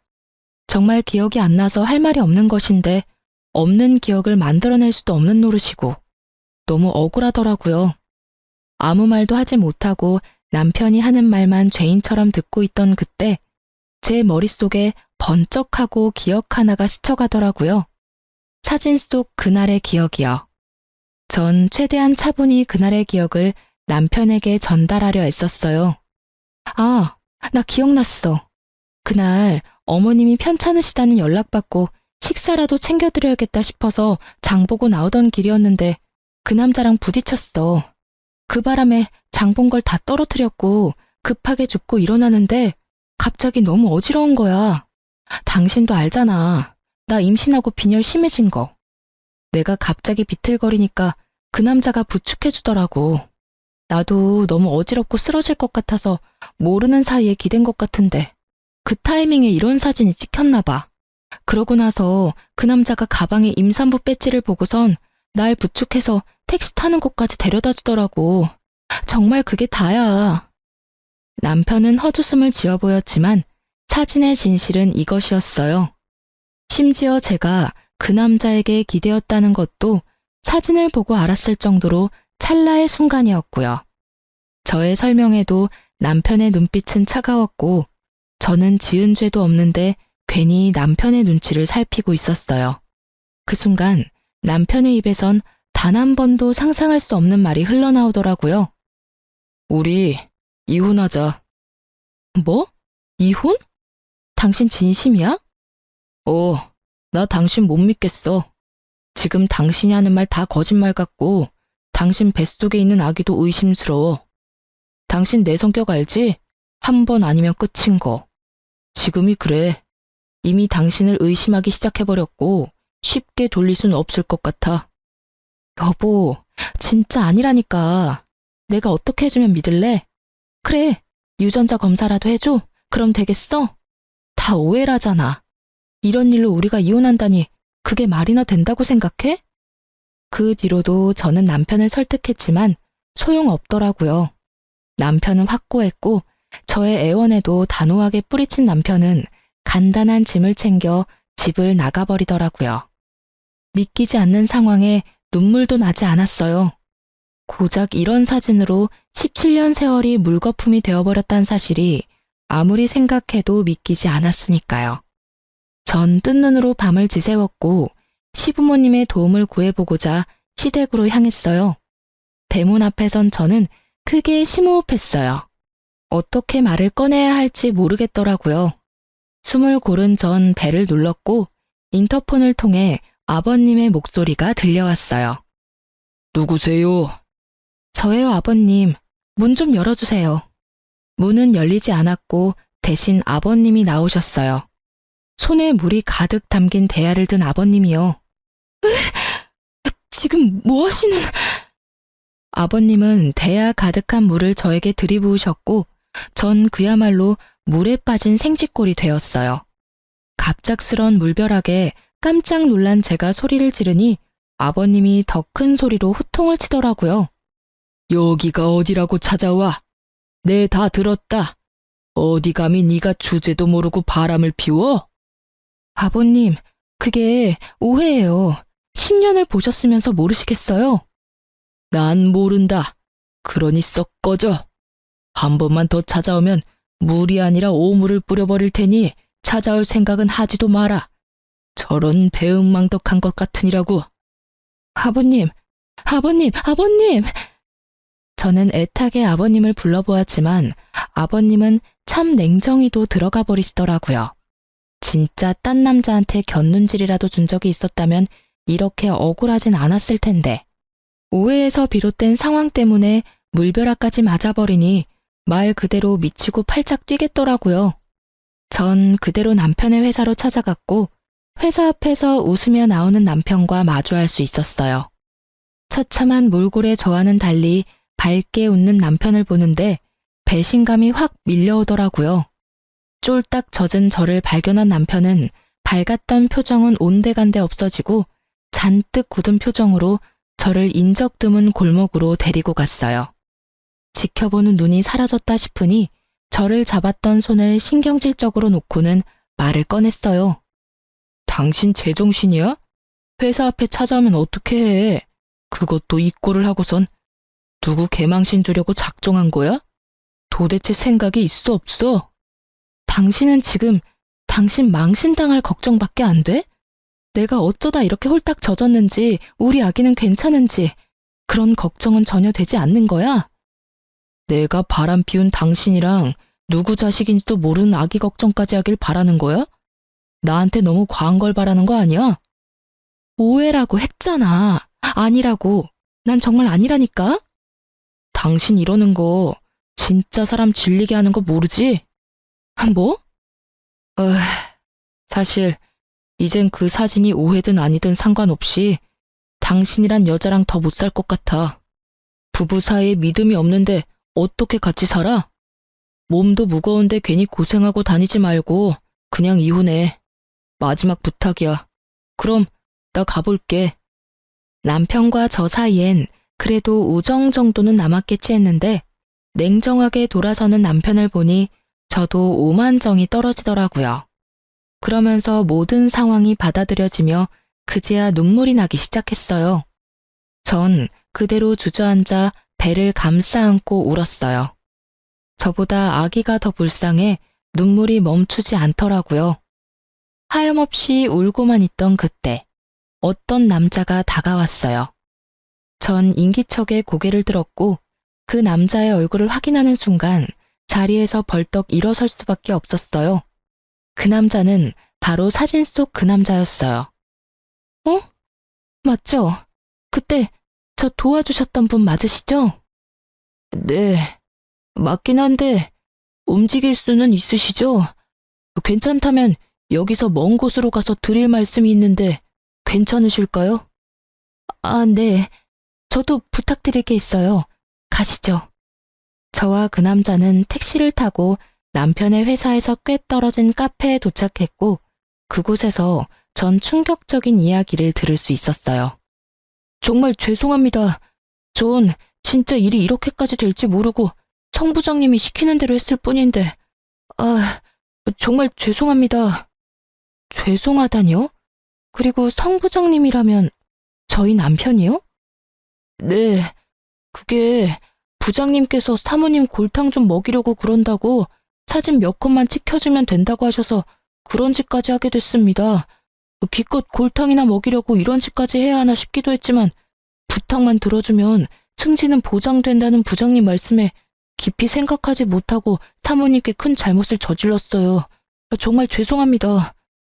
그러니까 남편이 부탁해서 일부러 저한테 접근하셨단 말씀이세요?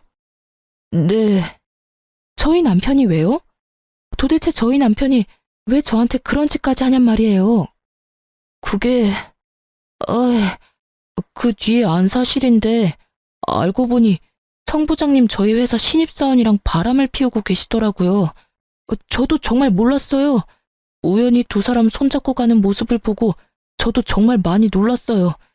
그래서 어떻게 해야 하나 고민하는 와중에 오늘 사모님 모습을 보는데 이대로는 안 되겠다 싶어서 말씀드리게 됐어요. 정말 죄송합니다. 갑자기 변한 남편의 태도가 모두 이해가 되며 퍼즐이 완성된 느낌. 남자의 말에 의하면 남편과 상간녀의 관계는 제가 임신하기 전부터 시작된 것 같다고 했어요. 상간녀는 당연히 남편이 유부남인 걸 알고 시작했고 회사 내에서 두 사람의 관계를 아는 사람은 본인뿐이라고 하더라고요. 남편과 상간녀는 남자가 아는 줄은 전혀 모르고요. 말을 듣는데 제가 임신 사실을 알렸을 당시 남편이 흘렸던 눈물이 생각나더라고요.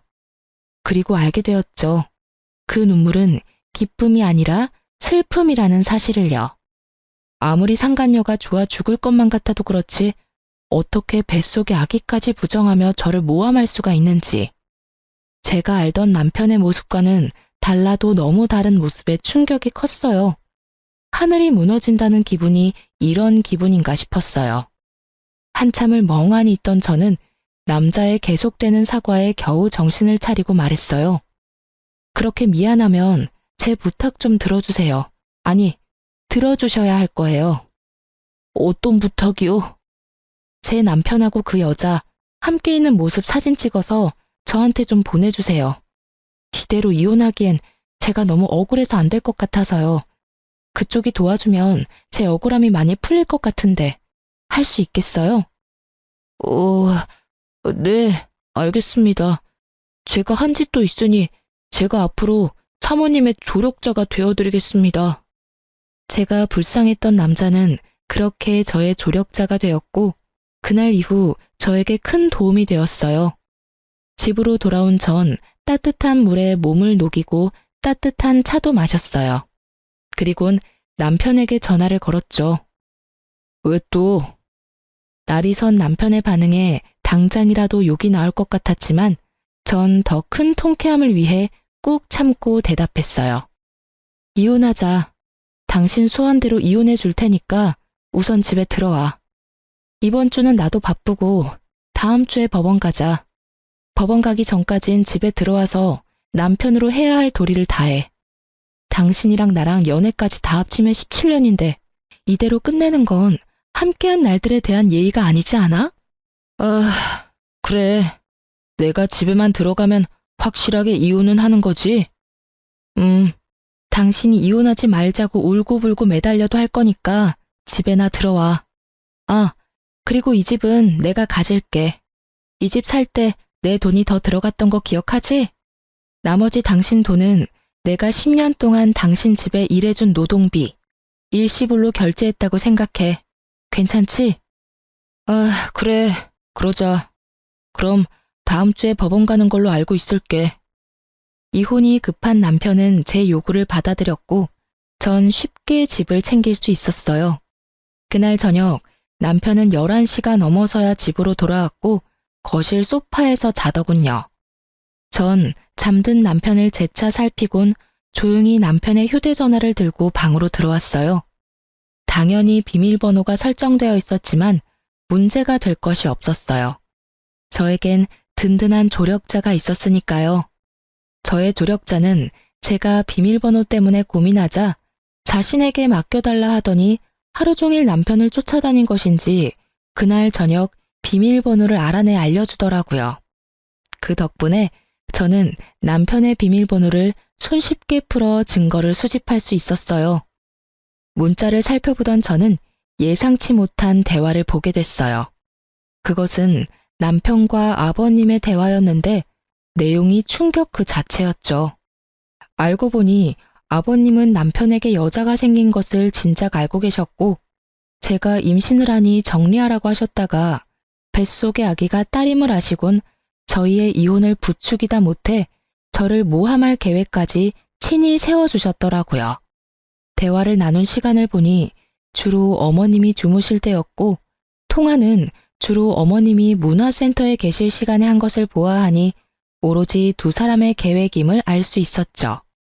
여자한테 미쳐서 자식을 부정하는 남편이나 손자한테 미쳐서 며느리를 함정에 빠뜨리는 아버님이나 정상이 아니기는 매한가지였죠. 어쩜 그렇게 뻔뻔할 수 있는지.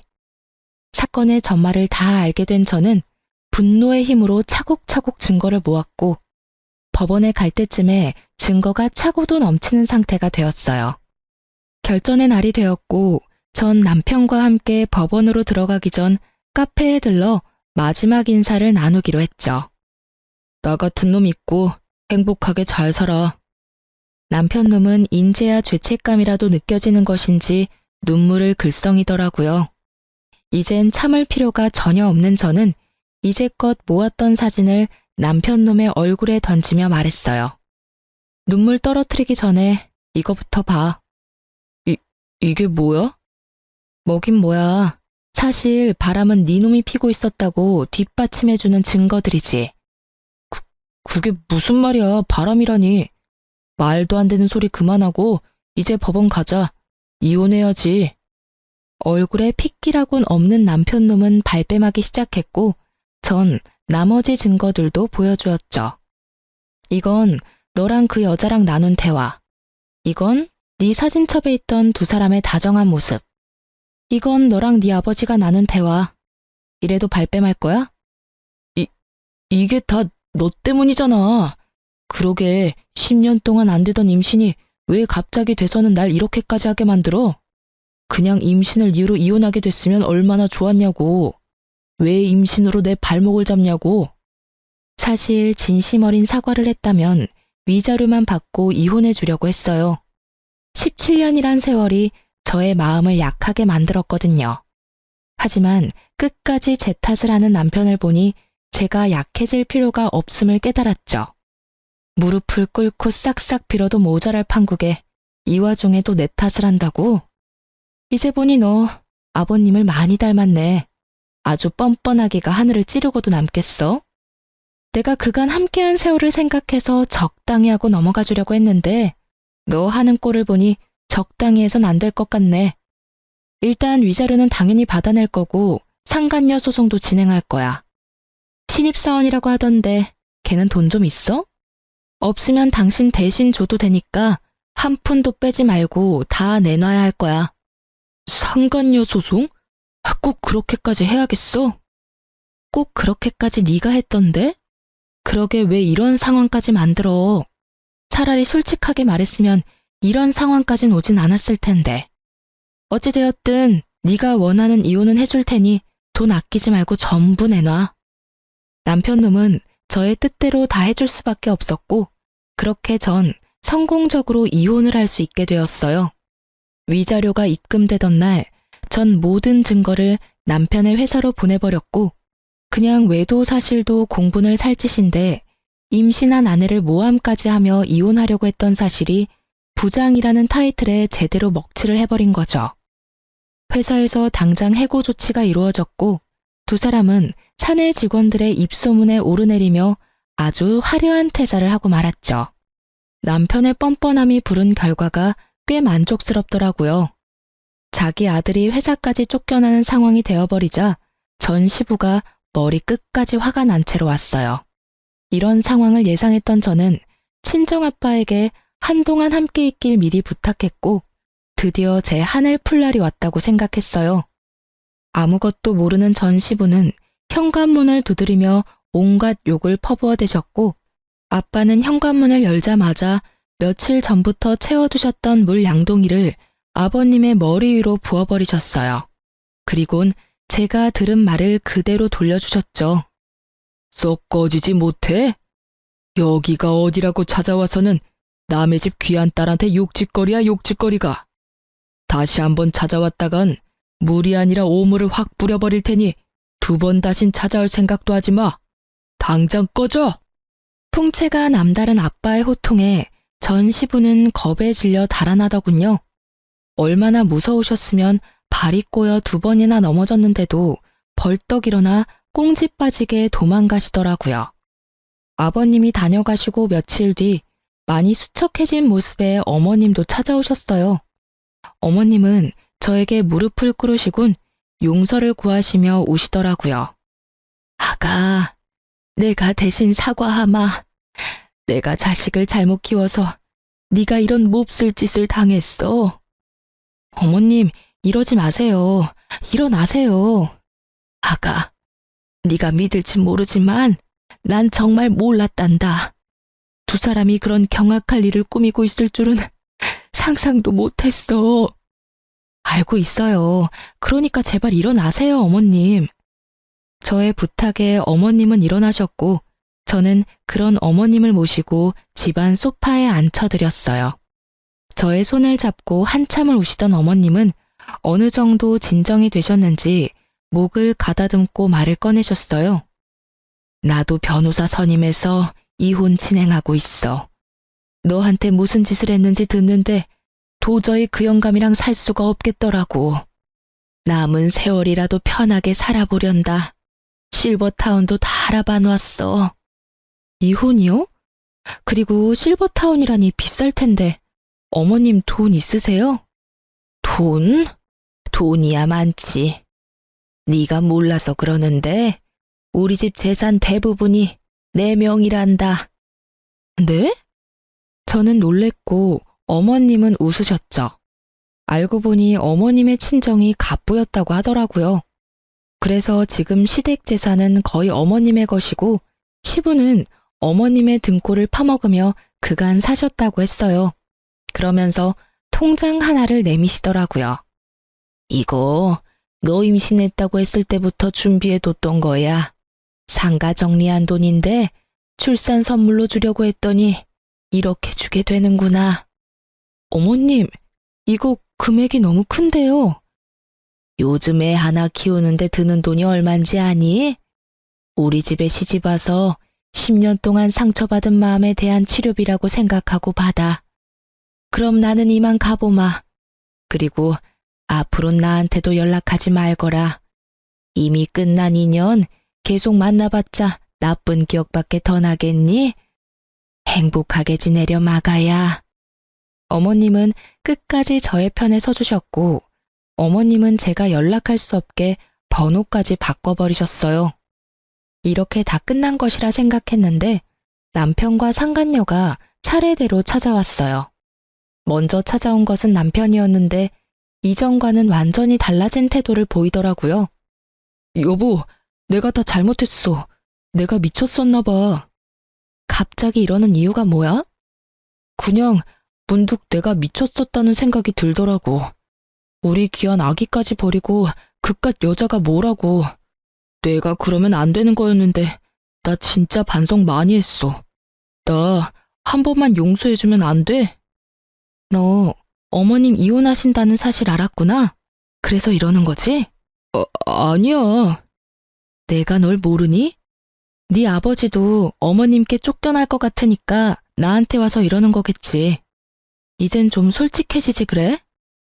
그게 사실은 당신 말이 맞아. 두 분 이혼하셨는데 아버지는 거의 가진 것도 없이 쫓겨나셨어. 거기다 나까지 쫓아내시더라고. 그래도 자식이라곤 나 하나밖에 없는데 어떻게 이러실 수가 있어. 정말 너무하셨잖아. 그렇지 않아? 그걸 왜 나한테 와서 물어? 네가 그렇게 좋아 죽고 못 사는 여자한테 가서 묻지. 그 여자랑은 진짜 헤어졌어. 상간녀 소송당하더니 애가 미쳐버리더라고. 그래서 이건 아니다 싶었는데 회사 잘리고 나선 연락도 안 돼. 뭐 어차피 헤어지고 당신한테 돌아오려고 했는데 잘 됐어.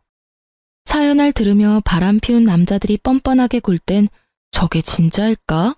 하는 생각이 들었는데 그게 진짜이더라고요. 어쩜 이런 한심한 생각을 당연하다는 듯이 하는 것인지 한편으론 대단하다는 생각까지 들더라고요. 정신 좀 차려. 네가 다시 돌아온다고 하면 내가 두 팔 벌려 환영할 줄 알았어? 그 자신감은 도대체 어디서 나오는 거니? 뭐? 당신 나 없으면 꼼짝없이 우리 아기 혼자 키워야 하는데 자신 있어? 자신 없을 건 또 뭐야? 난 자신 있는데? 그리고 이제 와서 우리 아기? 네 자식 아니라고 할 때는 언제고 어디 뻔뻔하게 아기를 내세워. 나 진짜 침이라도 뱉고 싶은 걸 겨우겨우 참고 있거든? 그러니까 당장 좀 꺼져. 태교에 엄청나게 방해되니까. 뭐? 꺼져? 웃기지 마. 나 당신이 허락할 때까지 한 발짝도 안 뗄 거니까. 잊지 마. 여기 내 집이야. 그리고 나 지금 경찰에 신고할 거거든? 질질 끌려가도 괜찮으면 계속 있어. 난 상관없으니까. 전 남편이 보는 앞에서 112를 눌렀고 남편은 겁이 났는지 걸음아 나 살리라고 하고 도망가더라고요. 어쩜 도망치는 꼴이 전시부와 똑같은지 피는 못 속인다라고 생각했네요. 그렇게 전 남편을 보내고 나니 그 다음엔 상간녀가 찾아왔더라고요. 사실 회사로 증거를 보낼 때 상간녀의 집과 그 부모님들이 일하는 학교로도 증거를 보냈었어요. 상간녀의 집은 교육자 집안이었는데 듣기론 이런 구설수를 제일 기피한다고 들었던 터라 고민 없이 증거를 보냈어요. 상간녀의 죗값은 그 부모가 알아서 주길 바랬으니까요. 저의 뜻대로 된 것인지 저를 찾아온 상간녀의 몰골은 엉망이었어요. 여긴 무슨 일이죠? 사모님, 제가 정말 잘못했어요. 저 부장님이랑 헤어졌어요. 그러니까 저 한 번만 용서해 주시면 안 될까요? 용서? 내 용서가 필요해서 여기까지 찾아왔니? 그게 사실은요. 계속해서 말끝을 흐리는 상간녀에게 전 단호하게 밀어붙였어요. 시간 끌지 말고 본론만 해. 그게 사모님이 저희 부모님 좀 만나주시면 안 될까요? 만나서 다 오해였다고 말씀 한 번만 해주시면 안 될까요? 뭐? 저 회사에서도 잘리고 집에서도 쫓겨났어요. 친구들 사이에서도 소문이 퍼져서 갈 데도 없다고요. 사람 하나 살리는 셈치고 저희 부모님 만나서 사모님이 저랑 부장님 사이 오해했었다고 한마디만 해주시면 안 될까요? 말도 안 되는 부탁을 하는 상간녀를 보는데 헛웃음이 나더라고요. 남편이나 상간녀나 생각이 어쩜 이렇게도 없는지. 그야말로 뻔뻔한 환상의 커플이다 싶었어요. 야, 생각을 좀 해봐. 내가 그런 부탁을 들어줄 것 같아? 제발요. 제가 이렇게 빌게요. 이렇게 빌든 저렇게 빌든 난 그 부탁 절대 들어줄 생각 따위 없어. 내가 웬만하면 뱃속에 아기도 있고 해서 이 정도 선에서 끝내주려고 했거든? 남의 인생 망쳐봤자 뭐 하겠어. 그렇다고 해서 내 인생이 돌아오는 것도 아닌데. 그런데 너 이러는 꼴을 보니 안 되겠다. 이미 저한테 할 수 있는 건 다 하셨잖아요. 아직 더 하실 게 남았어요? 남았지. 지금까진 네가 가진 것들이 사라졌지? 앞으론 네가 가질 것들을 사라지게 할 거야. 난 앞으로 널 평생 쫓아다니면서 네가 한 짓들 다 알리고 다닐 거야. 네가 다시 취직을 하면 그 회사에 찾아가서 다 알릴 거고, 네가 결혼을 하면 그 결혼식장에 찾아가서 그 결혼 망쳐버릴 거야. 알겠어? 사모님, 꼭 그렇게까지 하셔야겠어요? 제가 이렇게 빌잖아요. 제가 불쌍하지도 않으세요? 그러는 넌 내가 불쌍하지도 않았어? 내 뱃속의 아기는 안 불쌍하더니? 그게... 여기서 울고 있지 말고 얼른 나가. 너희 부장님한테 했던 것처럼 너도 경찰에 신고해버리기 전에 내 눈앞에서 썩 꺼져. 끝까지 몰린 상간녀는 결국 울음을 터뜨렸고 전 꼴도 보기 싫어 상간녀를 내쫓아버렸어요. 사실 상간녀에게 말한 것처럼 평생 쫓아다닐 생각은 없어요. 저런 사람에게 제 남은 평생을 바쳐 복수하고 싶은 맘도 추호도 없으니까요. 다만 제가 그렇게 말함으로써 앞으로 상간녀에게 있을 축복의 날에 단 1초라도 불행을 줄 수 있다면 그걸로 족할 것 같았어요. 이로써 저의 복수는 끝이 났어요. 조력자에게 들은 말론 전 남편은 전 재산을 모아 시부와 함께 작은 집에 새들어 살고 있다고 하더라고요. 취업 준비는커녕 전화번호도 바꾸고 자취를 감춰버린 어머님을 찾아 헤매는데 온 시간을 허비하고 있다고 하네요. 아직 정신 차리려면 멀었다고 느꼈어요. 아마 지금 얻은 그 집에서 벗어날 순 없을 거예요. 한평생 어머님의 등골만 빼먹은 전 시부와 상간녀의 위자료까지 대신 주느라 통장이 텅텅 비어버린 전 남편. 그 둘이 함께 좁은 집에서 오손도손 살아보라죠 뭐. 전 많은 일을 겪었던 터라 걱정이 많았는데 우려와는 달리 무사히 출산했습니다. 진통만 7시간을 하고 결국 제왕절개를 하게 되었을 땐 좀 억울하기도 했지만 딸을 보는 순간 그 억울함이 눈 녹듯 사라지더라고요. 처음 딸을 안던 그 순간이 아직 기억에 생생하네요. 혼자 애를 낳아 키우겠다는 저를 보며 부모님은 강하게 반대하며 우려를 표하셨지만 요즘은 손녀 바보가 다 되셨어요. 딸이 제 어릴 적 모습과 똑 닮았거든요. 그래서 그런지 그렇지 않아도 사랑스러운 딸이 더 사랑스러워요. 그리고 전 요즘 친정에서 지내고 있어요. 처음엔 몸조리만 하고 나갈 예정이었는데 부모님의 반대로 친정에 눌러앉게 되었어요. 아무리 부모님이라지만 폐를 끼치는 것 같아 고민했는데 요즘 부모님이 딸을 보며 행복해하시는 모습을 보니 괜한 고민이었단 생각이 들어요. 100일의 기적을 기다리던 때가 엊그제 같은데 어느새 제 딸은 2번째 생일을 치렀어요. 저번 주부턴 어린이집도 다니고 있고요. 작은 등에 매달린 큰 가방이 어찌나 귀여운지. 그런 딸의 모습이 요즘 저의 웃음 버튼이랍니다.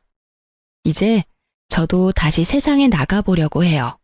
그래서 요즘 딸이 어린이집 간 사이에 상가를 보러 다니고 있어요. 아파트 상가에 작은 반찬 가게 하나 차리면 좋을 것 같더라고요.